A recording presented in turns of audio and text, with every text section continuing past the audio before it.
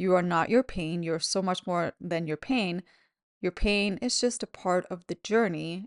It's a part of the hurdle, the challenge that you are going through right now.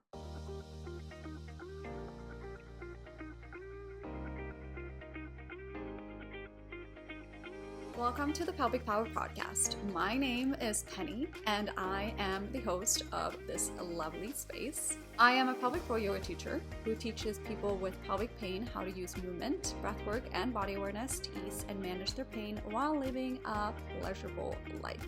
In this space, we'll be talking about all things taboo because we love it, and how to support your lovely pelvis and your lovely self on this journey that you are on. I'm very happy that you are here, and I hope that you enjoy this episode.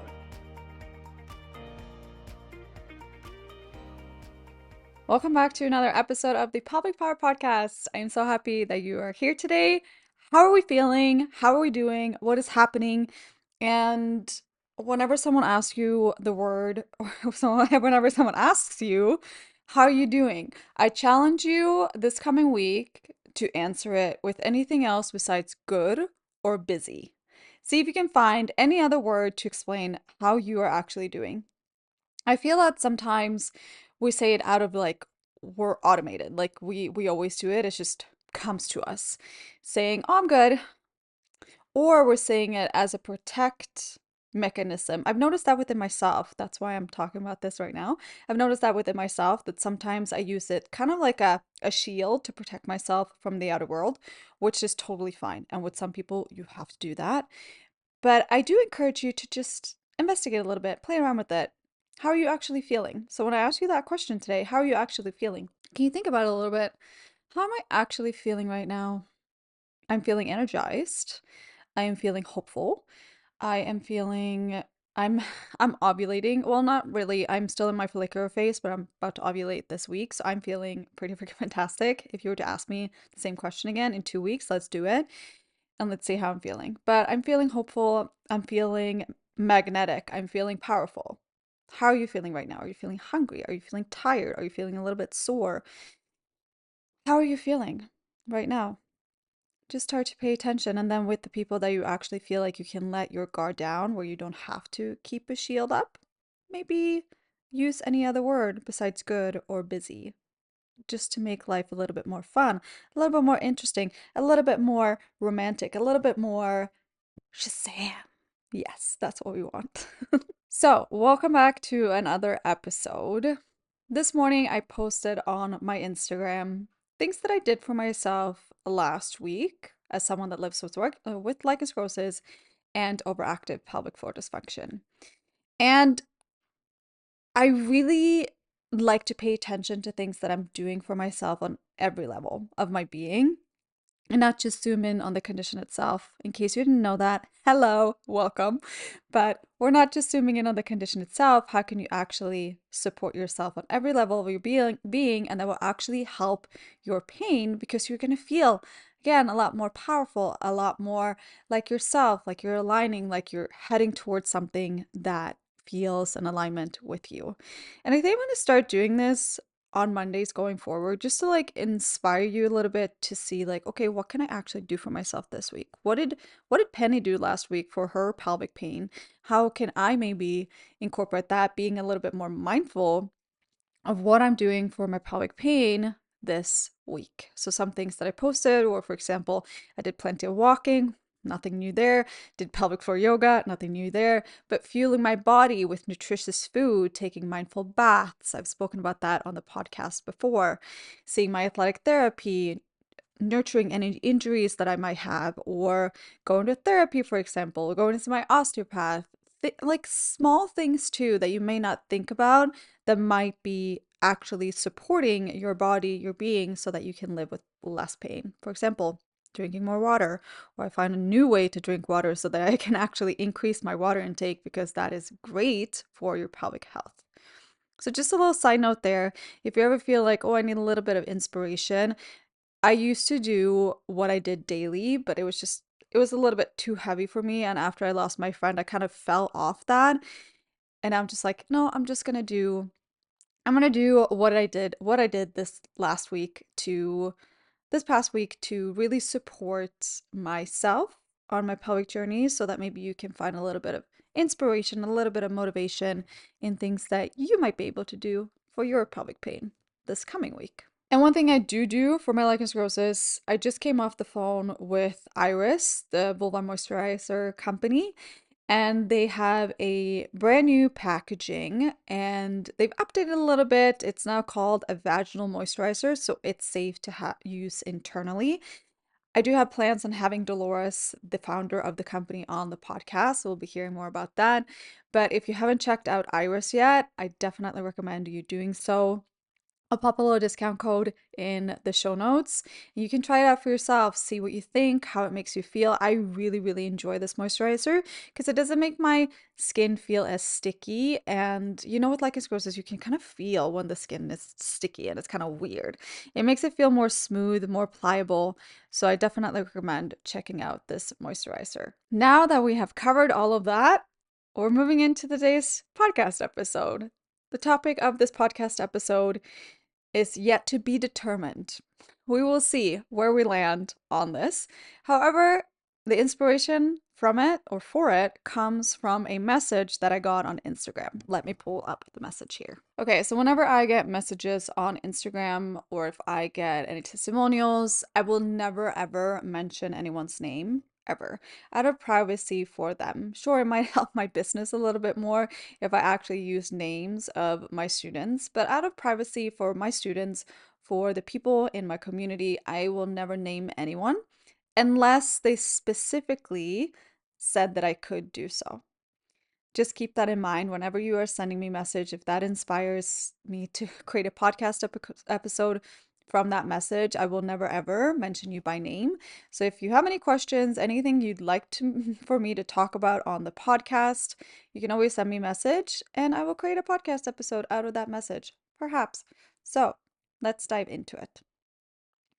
Okay, so this is someone that was diagnosed with lichen sclerosis and it's been very difficult for them.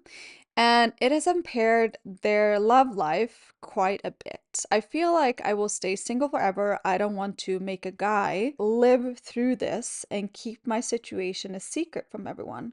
Seeing your posts make me feel like I'm not alone. So we touched a little bit briefly on this. I did mention something similar a couple episodes ago, and I said that we should make this into a whole other podcast episode. When someone really wants to be with you, they do not care if you live with pelvic pain. And I know that that can be hard to like actually fathom that sense of like they actually want to be with you even if you live with pelvic pain.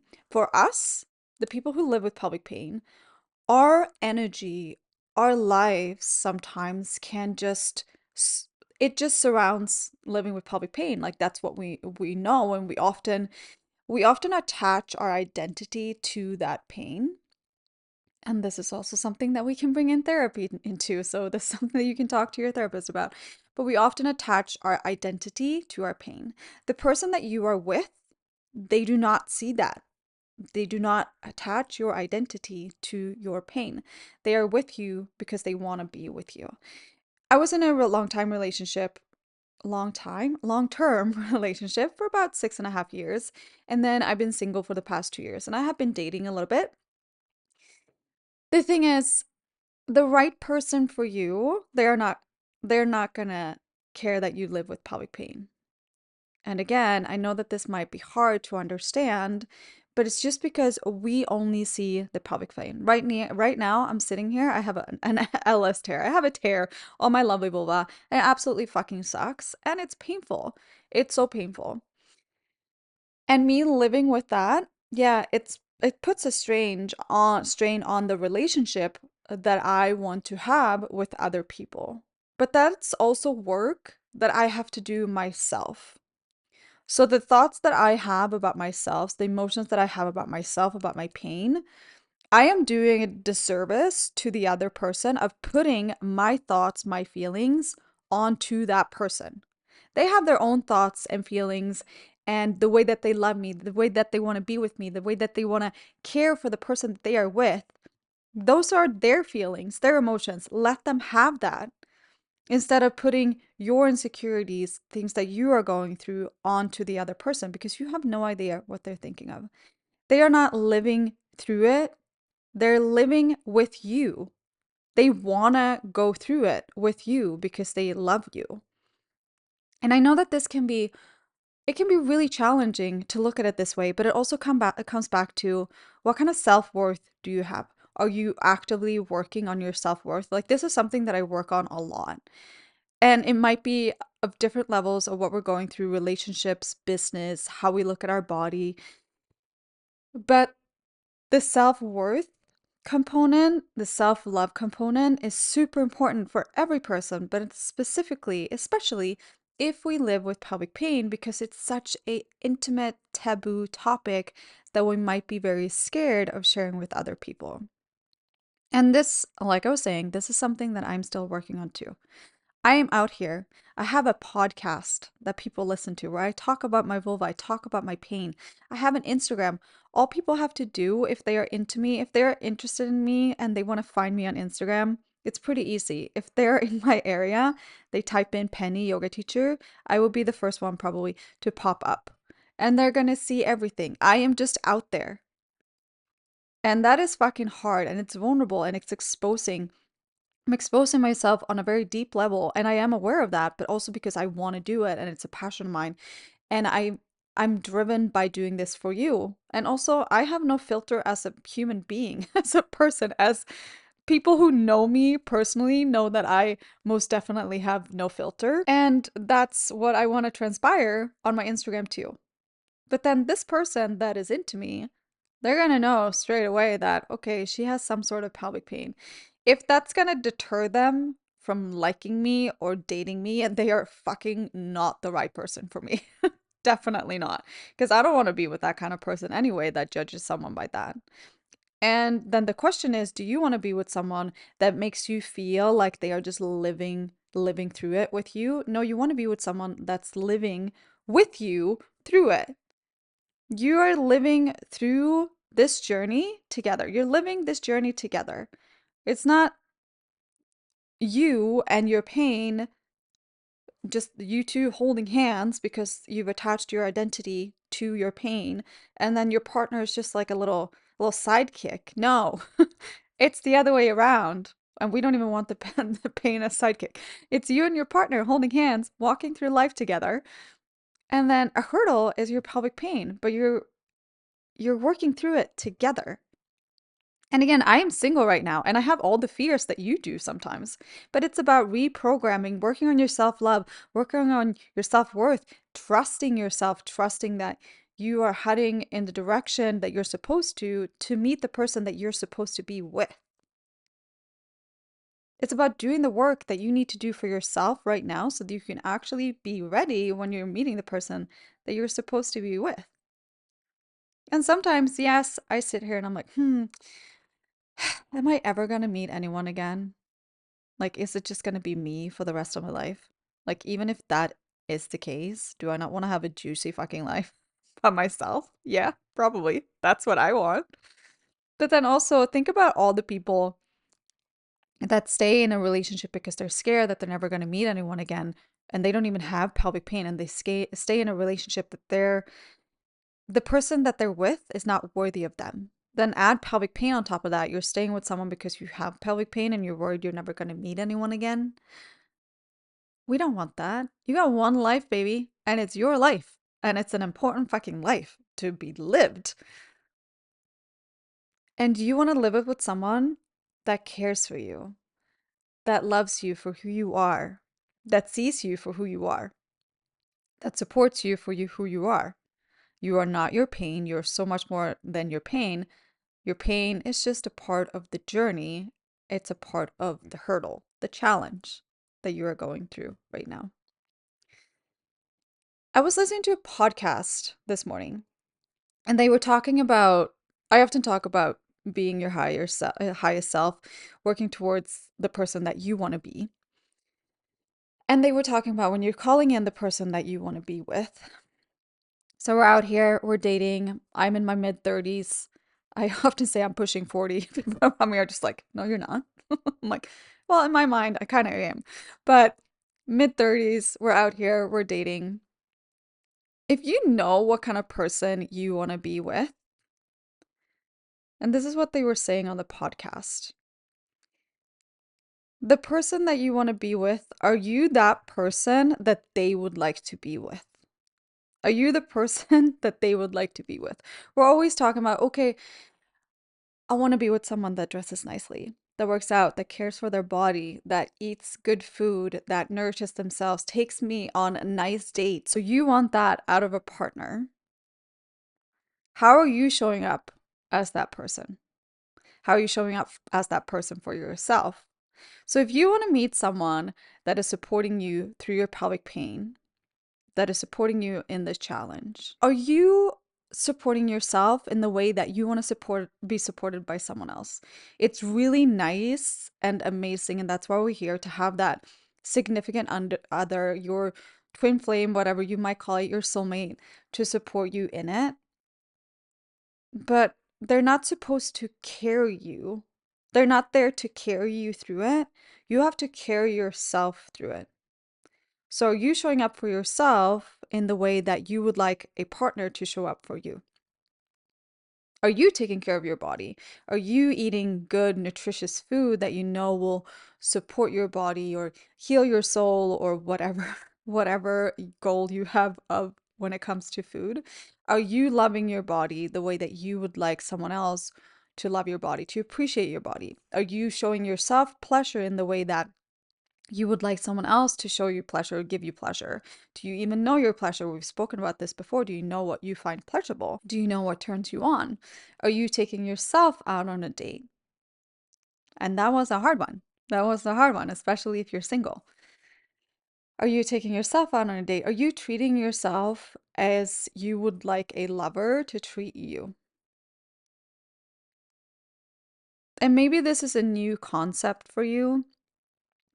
But I also know living with pelvic pain, how easy it can be to get stuck in it. You get stuck in it and you're sitting in it and you're frustrated and you're angry and you're just like, oh my God, why was I given this body? It's fucking hard. Like, it makes me angry and sad and I'm missing out and I'm grieving. Yes, you're grieving, you're sad, you're missing out.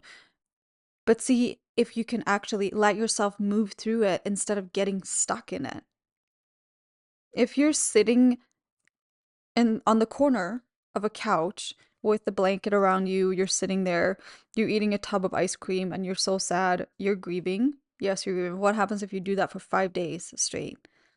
And then you also want to meet someone that looks after you and takes care of you and love you, but you're not ready to do that for yourself. You're not ready to pick yourself off the couch, put the ice cream away, go out for a walk, get some fresh air, hug a tree, feel the grass, feel the rain on your face. I find that that is one of the most healing things. Healing comes in so many different forms, so many different levels. But pick yourself up. Okay, what do you want out of a relationship? How can you provide yourself with that? How can you maybe find a book that can support you through that? I was telling you about that book that I was reading about dating in today's society, and that made me realize that I don't actually want to date right now because I really want to focus on myself. Or like read a book, a smut book, sexy scenes. What do you want? Like, how can you support yourself and let those juices flow through you? Let yourself connect with it. How can you love yourself like you would like a lover to love you?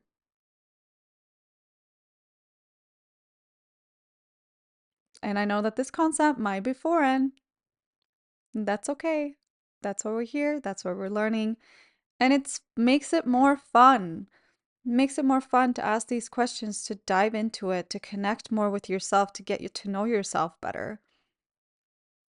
I just started to read this other book, and it's called Your Soul Had a Dream and Your Life Is It. And I just started reading this book and I'm already in love with this book. Your soul had a dream and your life is it. How can you get to know your soul a bit more so that you can get the most out of this life that you have right now so that you can feel a bit better? And if you're listening to this right now, you're lying in bed and you find it hard to just get out of bed right now, I want you to know that I see you and I feel you, and it is fucking hard.